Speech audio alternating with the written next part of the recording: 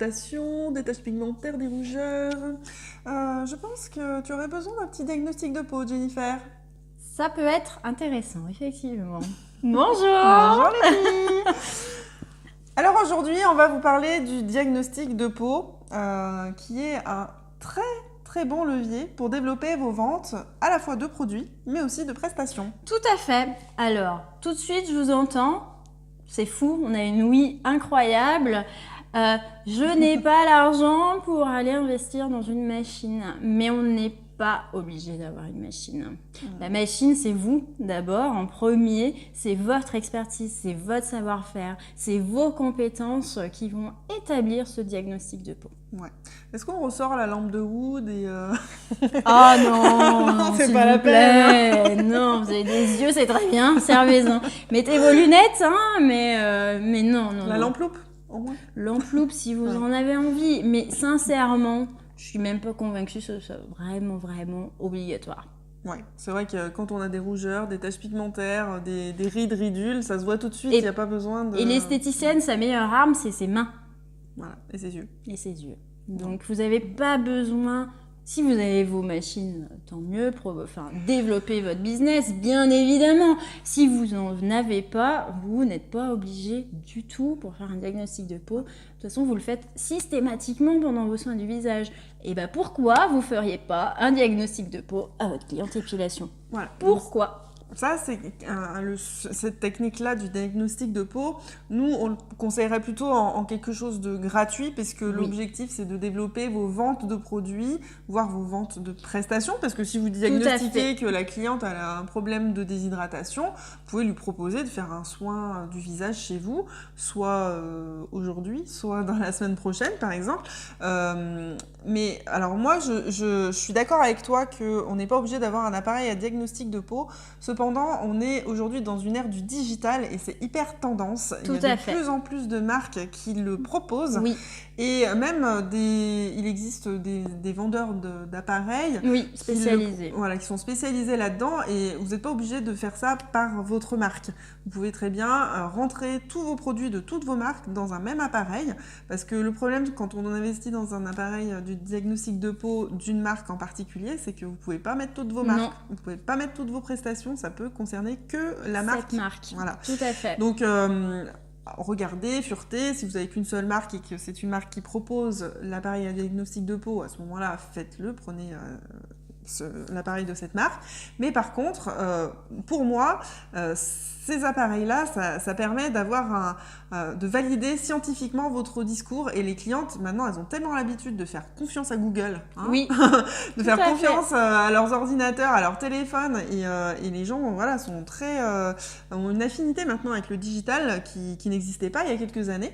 Et donc du coup, le fait qu'un appareil valide le discours que vous avez, autant pour les ventes de prestations que pour les ventes de produits, et ben du coup, ça confirme à la cliente qu'elle a vraiment besoin de ces produits ou de ces prestations et on vend, alors je ne vais pas vous dire que vous allez vendre 2 fois plus, ça dépend vraiment aussi de votre façon de diagnostiquer. Oui, bien sûr, et puis d'amener le conseil. Voilà, d'amener le conseil.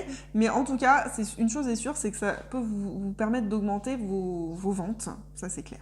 Alors, je reste sur l'idée de la machine. Très souvent, à la fin, en fait, ça vous propose en digital une ordonnance de beauté que vous pouvez envoyer à la cliente. Attention, vous l'envoyez que si elle achète. Parce que c'est lui donner sa liste de courses, d'accord? Et vous lui donnez sa liste de courses et elle va aller n'importe où, elle va acheter n'importe quoi, elle va dire votre conseil, c'était pourri. Oui, c'est vrai. Donc, c'est sous condition d'achat. Elle achète, vous lui donnez, ça lui appartient. C'est son type de peau, ça lui appartient.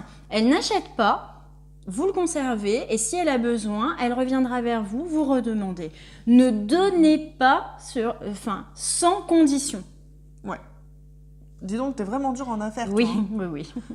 Impitoyable. Mais je le vis très très bien. Voilà.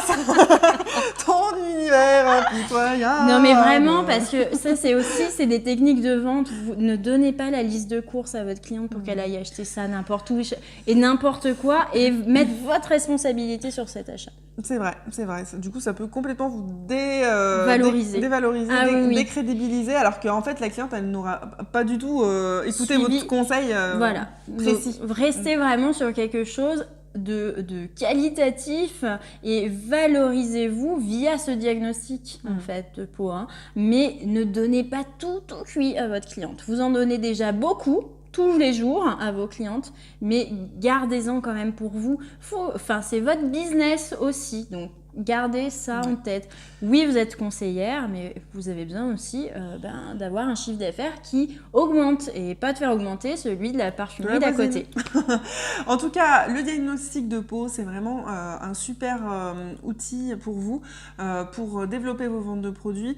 Mais moi, ce que je vous conseille de faire, c'est d'organiser des journées d'animation, des journées où vous enchaînez vos rendez-vous avec des clientes. Donc, organiser ce genre de journée, ça vous fait des chiffres d'affaires de malade sur la journée en termes de vente.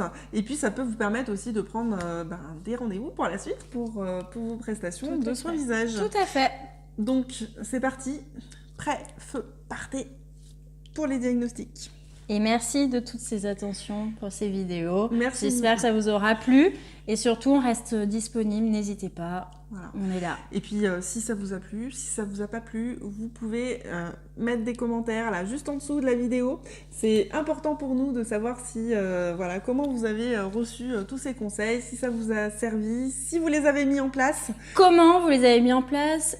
Quelles sont les problématiques rencontrées ? Est-ce que vous avez osé proposer ? Ça, c'est quelque chose, je l'ai vécu avant vous, puisque je le pratique au quotidien.